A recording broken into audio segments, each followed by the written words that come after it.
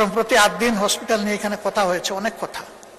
আমি ওই সমস্ত তর্কে যাচ্ছি না, শুধু মানবিক একটা দল বিষয় সরকারকে বিবেচনায় নেওয়ার জন্য অনুরোধ করব।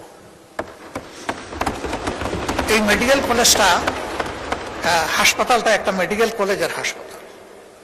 এটার সাথে প্রায় 750 স্টুডেন্টের, মেডিকেল স্টুডেন্টের সম্পর্ক এবং প্রায় সমপরিমাণ নার্সের সম্পর্ক। এরা বই পড়ে ডাক্তার হতে পারবে না এবং কেবল বই পড়ে নার্সও হতে পারবে না। এদের রুগী লাগবে, হাসপাতাল লাগবে। তাদের কোনো বিকল্প অ্যারেঞ্জমেন্ট না করে এই হাসপাতাল যদি বন্ধ রাখা হয়, তাহলে এই ছাত্র ছাত্রীদের ক্যারিয়ারের দায়িত্ব কে নেবে? অনুরূপভাবে বিদেশ থেকে পরবর্তীতে এই সমস্ত শিক্ষা প্রতিষ্ঠানে আর কোনো ছাত্রছাত্রী ভর্তি হওয়ার কোনো আগ্রহ রাখবে না, বলবে মাঝপথে আমরা ব্ল্যাক আউট হয়ে যাব। এই সিদ্ধান্তহীন, অস্থিতিশীল ও অনিশ্চিত গন্তব্যে আমরা যাব না। তাতে কি দেশের লাভ হবে? এখানে যারা কর্মকর্তা কর্মচারী আছে, যারা মালিক পক্ষ আছে, সংগঠিত গঠনের জন্য আমরা সকলেই খুবই অনুতপ্ত, আমরা শোকাহত।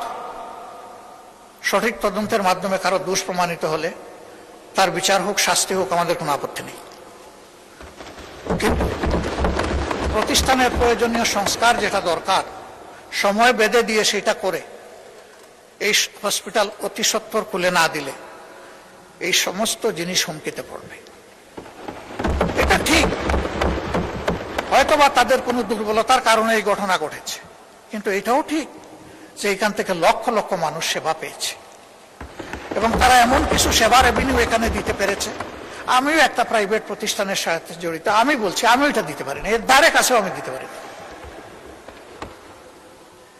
তাদের ভালোকেও অ্যাপ্রিসিয়েশন দেওয়া হোক, আর তাদের কোনো অপরাধ থাকলে সেটাকেও বিবেচনায় নেওয়া হোক, কিন্তু আমাদের পদক্ষেপটা হোক মানবিক এবং যৌক্তিক।